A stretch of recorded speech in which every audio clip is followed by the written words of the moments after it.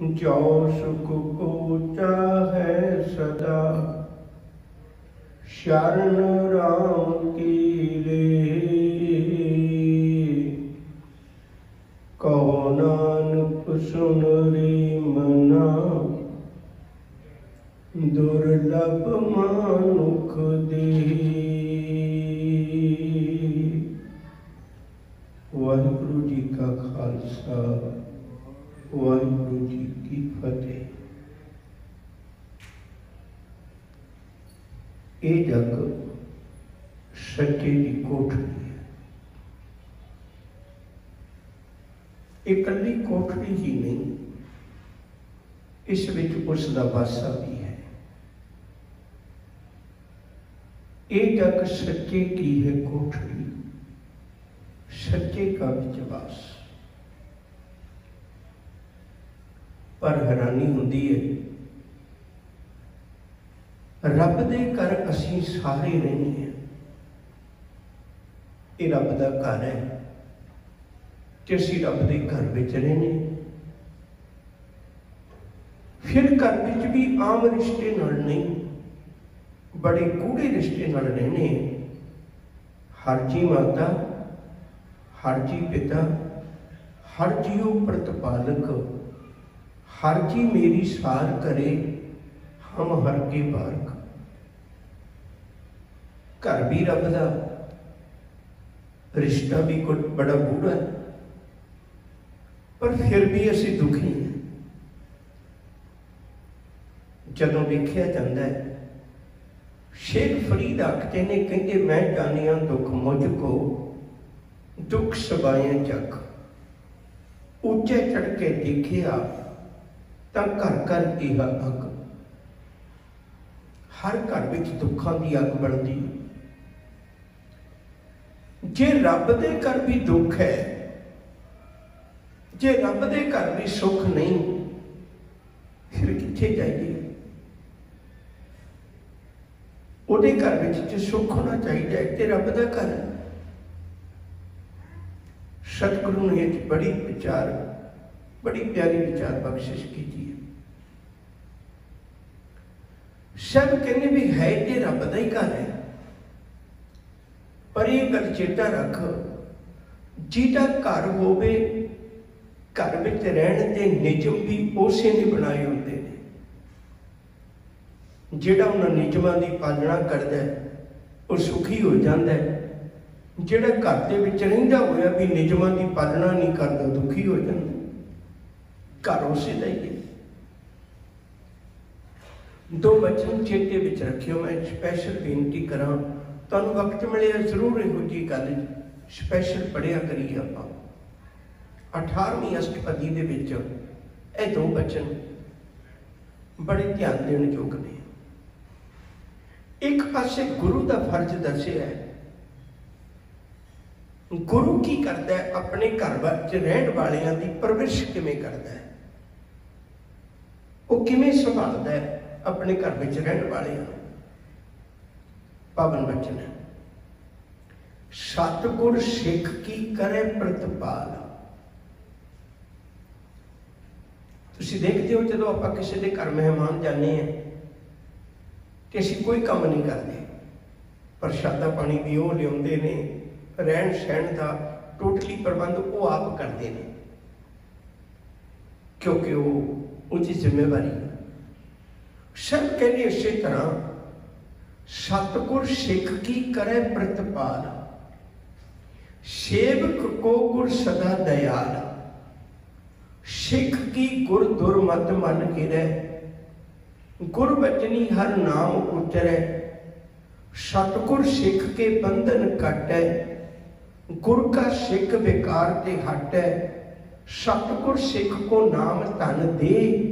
गुर का सिख बट भागी है। हुण कितनी प्रतिपालना सारी गुरु करता है। उहदे घर में असीं आए हैं, रब दे घर में आए हैं, तो सारी प्रतिपालना वो करता। हुण इह शब्द का दूजा हिस्सा है, ये नाल तां बिल्कुल बंद है। शायद कहने भी किहड़े सिख की प्रतिपालना करता है, इत्थे असीं भुल जाने। कहते गुरु का फर्ज होया ना, हुण सिख का की फर्ज है? अगले बंद में सिख का फर्ज है। गुर कै ग्रह सेवक जो रहे, गुर की आज्ञा मन में सह, आपस को कर कश ना जनाबै। असी की कर रहे हैं, रब के घर में भी एक छोटा जिहा अपना घर बना लिया। होना तो यह चाहिए सी भी साडा घर, तेरे घर में एक साडा कमरा है, समझ लो। घर च कमरे होंदे ने, एक कमरा किसी के नाम से, किसी के नाम, पर वो दावा तो नहीं ना कमरे का।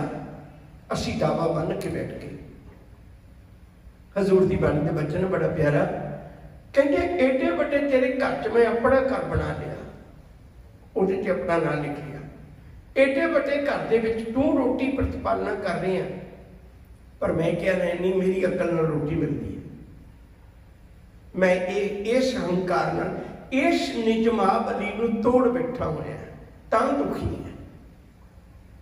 हजूर का वचन है, गुर कै ग्रह सेवक जो रहे, गुर की आज्ञा मन में सह, आपस को कर कश ना जनावे। हर हर नाम रिजै सद ध्यावै, मन बेचे सतगुर के पास, तिस सेवक के कारज रास। सेवा करत हुए निकामी, तिसको होठ प्राप्त स्वामी। इन्नी को गल सी, जिहदे घर च रहना भलिया उहदी आज्ञा मुताबक रहे। घर उहदा निजम अपने ने, घर उहदा मर्यादा अपनी है, घर उहदा ढंग अपना है। जब लग हुक्म न बूझता तब ही लो दुखिया, गुर में हुक्म पछाणिया तब ही ते सुखिया। बस उस घर में रहने का निजम सीखना सी। भाई गुरदास जी का एक बोल कहन लगा, भाई साहब आखते ने, कहते सजना मैं रब की गल एक दिन एक मां को सीखी। बड़ी सादी जी मां सी, घर गृहस्थी दियां जिम्मेवारियां निभाती हुई। मैनू लग्या रब नूं मिलण की जुगत एदों वधिया की हो सकती। भाई साहब जी की विधि है? भाई साहब कहते एक मां की गोद विच एक बच्चा है, उहदे बाकी भी बच्चे ने, पर एक बच्चे की समूची प्रतिपालना वो मां कर रही है। मैं वचन कह दिया भाई साहब का, जैसे एक जननी के होत हैं अनेक सुत। जिवें एक मां के कई बच्चे होंदे ने, सब ही में अधिक प्यारो सुत गोद को, पर कहते सब तो प्यारा उन्होंने गोद वाला बच्चा है। शाने सुत बन जो बिहार के विचार विखे, जेड़े बड़े पुत्र ने वो कम्मां दे घाटे वाधे दुख सुख सब कुछ नूं महसूस करते हैं, विचार करते हैं। गोद में अचेत हेत संपै न सुहोद को, कहते जेड़ा गोद विच पिया उन्होंने कोई फिक्र ही नहीं की घाटा की वाधा, वो आनंद च। तीजी उदाहरण भाई गुरदास जी देंदे ने इसे तरह,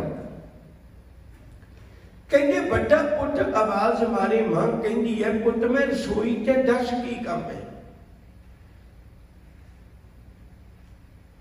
वो बच्चा काम दसता है, मां उन्होंने उठों ही समझा देती है। हालांकि बड़े प्यारे शब्द कहते, पर जिहड़ा भंगूड़े च पिया तो मां भी नहीं कहता, उन्होंने बोलना ही नहीं आता, वो सिर्फ रो पैंदा है।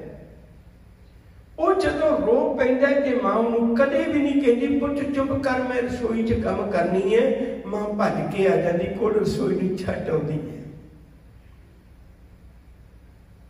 पालना सुआए माए ग्रह काज लगे जाए, सुन सुत रुदन पे प्यावे मन मोद को। कहते सिखा सच करके जानी, जिस दिन तू बच्चा बन के गुरु की शरण विच आ गया ना, जिवें एक मां बच्चे की प्रतिपालना करती, रब तेरी इवें प्रतिपालना करेगा। शरण विच आ जा बस, बच्चा डिग ना जाए, मां पिछे पिछे फिरती है। बच्चा भुखा ना हो, मां उहदी खुराक लेके पिछे पिछे फिरती है। बच्चा निक्का जिहा रोवे, मां तड़फ जाती है, क्योंकि उहदे दिल च बच्चे का प्यार बहुत है। भाई साहब आखते ने कहते जैसे एक जननी के होत हैं अनेक सुत सब ही में अधिक प्यारो सुत गोद को श्याने सुत बन चुक बिहार के विचार विखे कोट में अचेत हित संपै न सुहोद को पालना सुहाए माए ग्रह काज लगे जाए सुन सुत रुदन पे प्यावे मन मोद को आपा खोए जोए गुरु चरण शरण गए रहे निर्दोख मोख आनंद विनोद को कहते निर्दोख रहते कोई दोष उदा है ही नहीं मल मूत्र भी कर लवे तां भी मां साफ कर देंदी है तू गंदगी च भी प्रवृत्त हो जाए तां भी गुरु तेनू चुक के गल वकड़ी च ले लेगा शरण विच आउणा सीख ले। असीं रहिंदे रब दे घर विच पर शरण रब दे विच नहीं रहिंदे रहिंदे रब दे घर विच है रब दे नियमां मुताबक नहीं रहिंदे रब दी आग्या मुताबक नहीं रहिंदे। सतगुरु आखते ने कहते जिस दिन उहदे चरणों में आके अरदास कर देगा ना सतगुरु आयो शरण तुहारी मिले सुख नाम हर शोभा चिंता लाही हमारी अवर न सूझे दूजी ठाहर हार पर्यो तो द्वारी लेखा छोड़ अलेखे छूटे हम निर्गुण लेहो उबारी सद बख्शंक सदा मेहरबाना सबना दे आधारी नानक दास संत पाछे परियो राख लेहो ए बारी। गुरु तेग बहादुर साहब जी ने एक पावन वचन होर ख्याल में रखे हजूर आखते ने कहने मैं तेन एक पते की गल समझाउण लगा बड़े भेद की गल समझाउण लगा क्योंकि भेद की गल उस की जाती जो अत का नजदीकी हो जिहदा असीं भला चाहते होइए।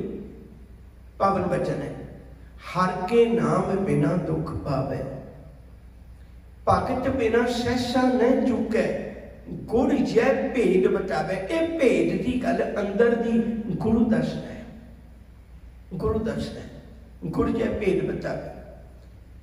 सतगुरु आखते ने कहाँ पयो तीर्थ व्रत किए राम शरण नहीं आवे जोग जग मानो ढेने फल जो प्रभ जस बिसरावे। की होया तू तीर्थां च भटकदा फिरदा है की होया तू बाकी थावां च भटकदा फिरदा है पर मालिक दी शरण विच ते नहीं ना आया। तेरे धार्मिक कीते काम भी किसे लेखे नहीं पैने मना जे तू रब्बी इबादत नूं भुलाई बैठा है। मान मोह दोनों को परहर गोविंद के गुण गावे कहो नानक ए बिट को प्राणी जीवन मुक्त कहावे। कहंदे आप जी सी मालिक दे घर कबूल होण दी छोटी जी कर्ज करते हैं उदाहरण देने। एक राजा किसी फकीर को कहने लगा बाबा बहुत दुखी है बहुत दुखी है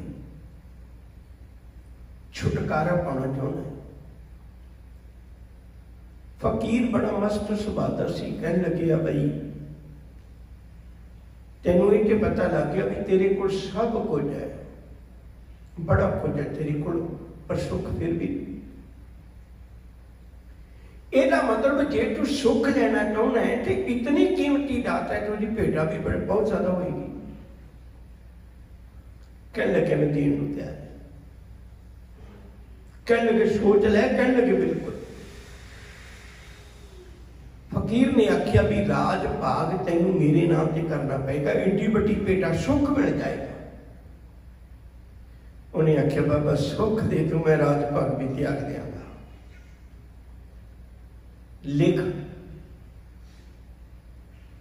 वकील बुला के सियाने बंदे बुला के लिख लिया भी राज भाग फकीर दे के मैंने सुख मिलना चाहिए। वो कहने लगे भी सजना एक काम कर मैं तेरी खातिर जाप करांगा तू सुखी हो जाएगा तेनू एक काम करना पैना। कहते की कहते भी तू अजे 2 साल राज होर कर क्योंकि मेरे रुझेवे ने 2 साल बाद मैं तेरे को राज ले लांगा। वो कहने लगे ठीक है। हुण 2 साल राजा राज करदा है 2 साल बाद फकीर आया जिहड़ी उन्हें दसी सी उवें इबादत करदा है वो रब दे शुक्र विच भेजिया होया। 2 साल बाद फकीर आया, कहने लगे भी सुना सजना किवें? कहने लगे बहुत आनंद च, बहुत आनंद च बाबा, बहुत शुक्र है तेरा। कहने लगे हैरानी की गल है भी राज तू हुण भी करना है, राज तू पहला भी कर रहा सी, पहला तू दुखी सी, हुण सुखी किवें हो गया? वो सोच सोच के कहने लगा असल च बाबा गल बस इन्नी समझ लगी भी जे हुण राज वधदा है तो मैनूं बहुत ही खुशी नहीं होती भी ये तो बाबियां दा वधदा है, मैं तो देई बैठा। जे घटदा है तो चिंता नहीं होंदी, बाबियां दा घटदा मैं तो देई बैठा, हुण किहड़ा मेरा। कहते बस सज्जना राज तो हुण भी तू ही कर, जुगता सिख लै, आही जुगती है।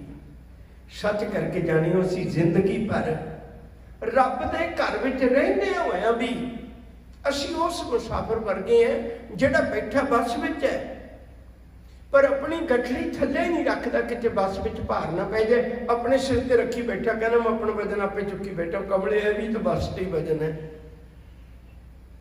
असीं अपनी जिम्मेवारी आपे चुकी फिरने, रहिंदे रब दे घर च है और उहदे नाल रिश्ता भी गूढ़ा है।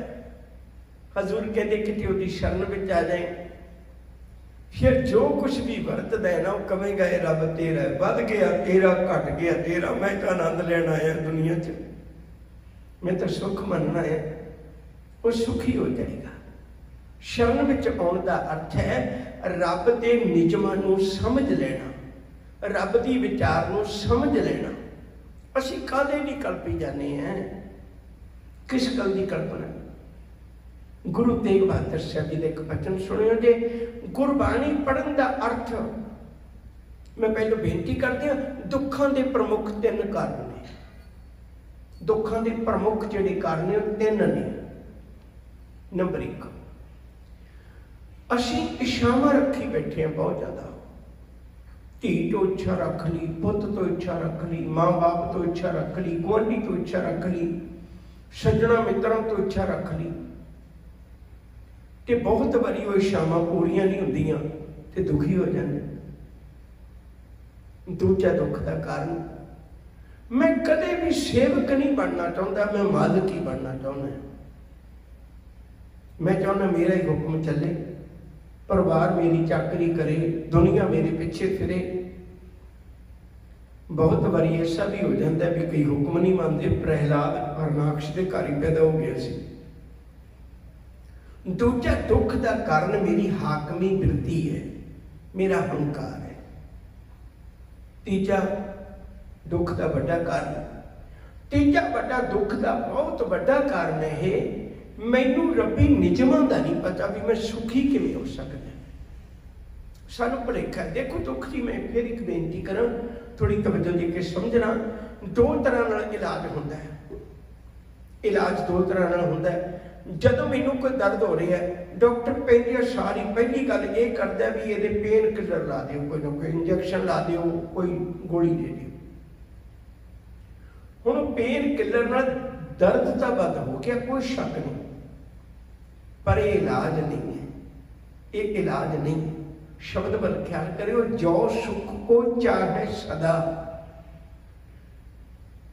पेन किलर सदा का इलाज नहीं होता।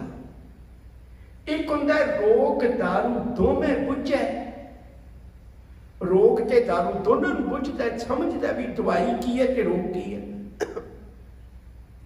ते गुरु दसदा, फिर गुरु इलाज करता है। एक होंदा इलाज, जदों इलाज करता हो सकता उदों दर्द बंद ना भी होवे, पर इलाज हो जाता है।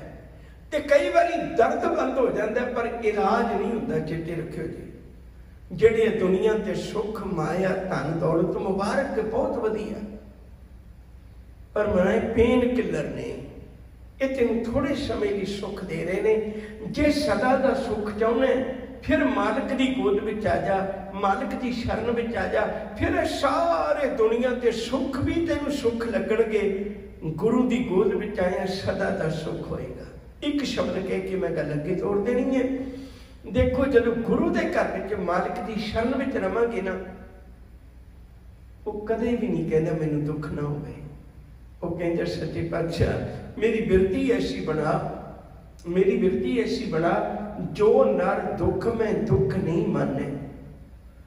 सुख स्ने और भैनी जाके कंचन माटी माने, नैन दिया ने उस्तर जाके लोभ मोह अभिमाना, हर्क शोभते रहे नियारो नाहि मान अपमाना, आशा मनसा सगल त्यागे जगते रहे निराशा, काम क्रोध जय परसे नाहिन ते कट ब्रह्म निवासा, गुर कृपा जे नरको कीनी ते जुगत पछानी, नानक लीन भयो गोबिंद स्यों ज्यों पानी, संग पानी तो रब का रूप बन गया। रब नूं किस गल का दुख है?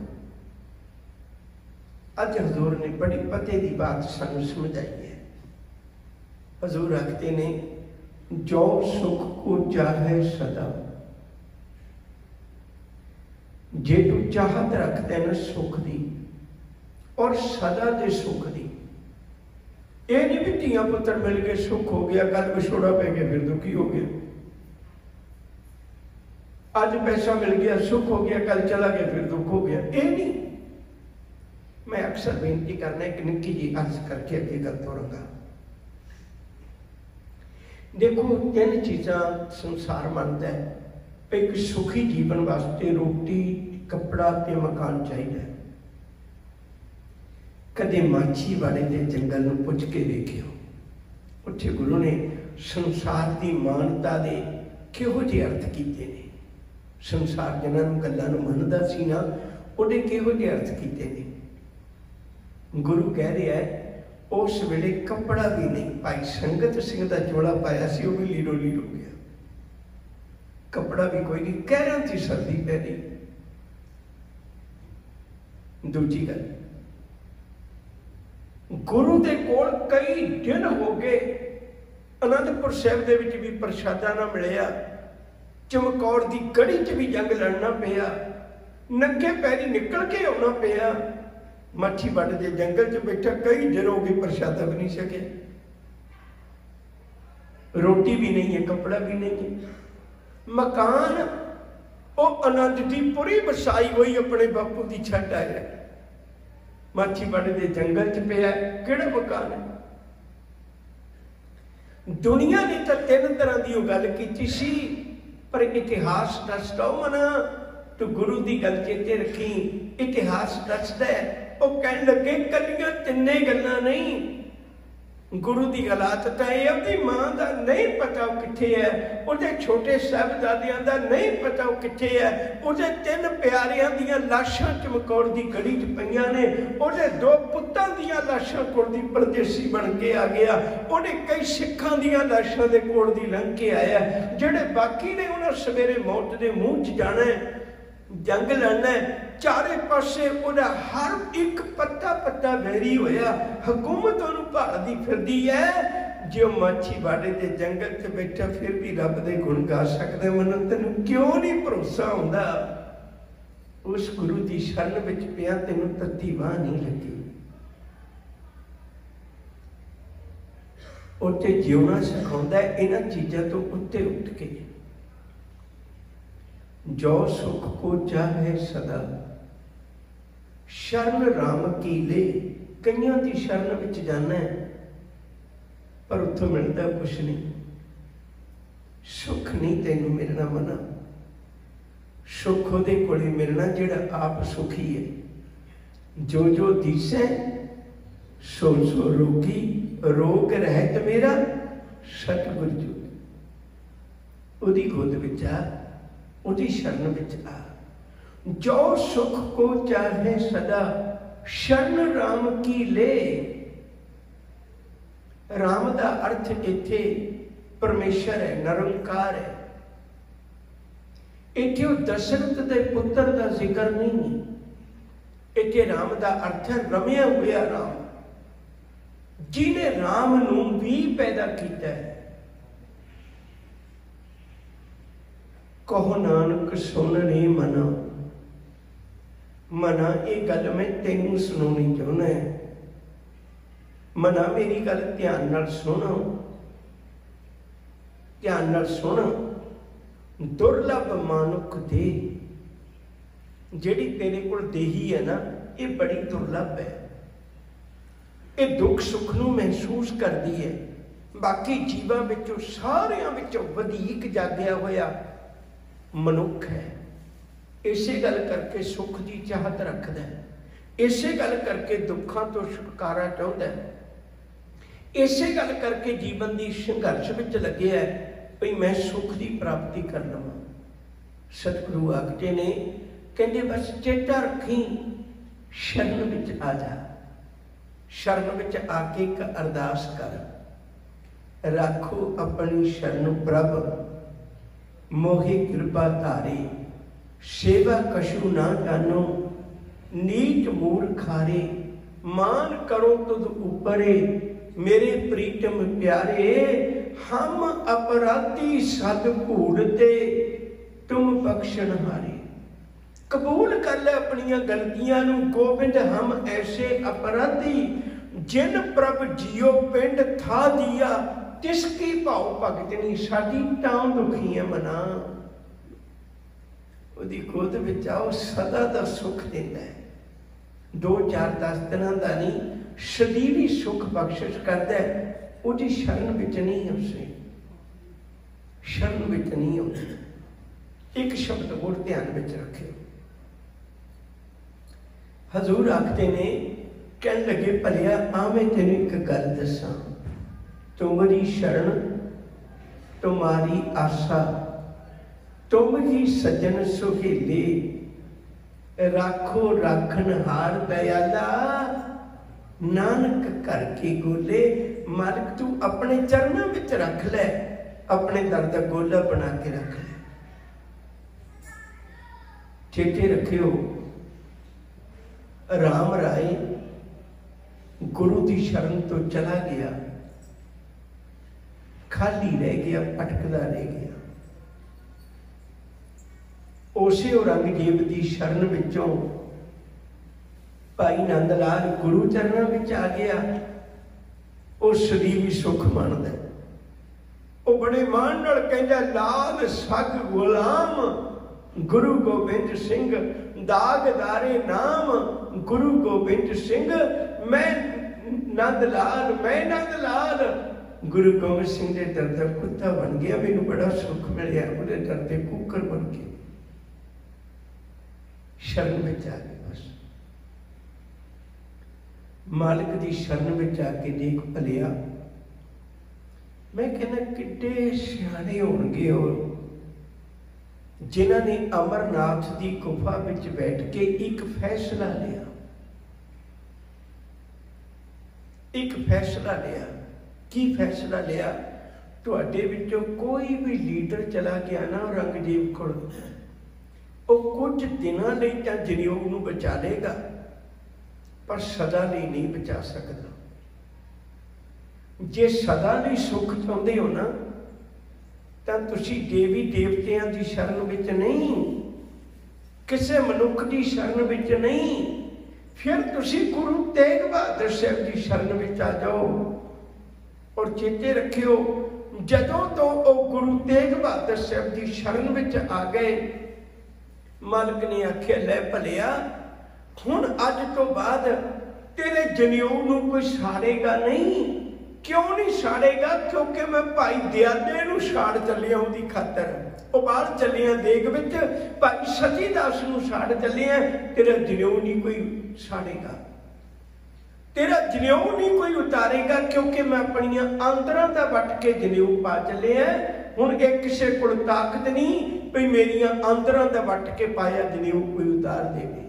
तेरे मत्थे का तिलक कोई मिटा नहीं सकता। क्यों नहीं मिटा सकता? क्योंकि मैं मती दास के मत्थे विचों डुलदे खून का तिलक तेरे मत्थे ते लाया, हुण कोई डोल नहीं सकेगा, हुण इहनूं मिटा नहीं सकेगा। मैं समझना किन्ने चंगे, उन्होंने तो पता लग गया, जो सुख को चाहे सदा शरण राम की ले, सिखा तेनू क्यों नहीं समझ लगती, गुरु की गोद विच आ जा।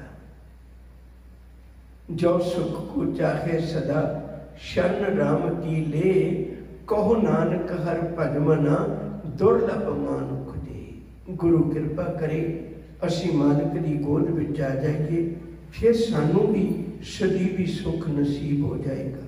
भुल्लां दी खिमा, प्यार नाल आखो जी वाहिगुरू जी का खालसा, वाहिगुरू जी की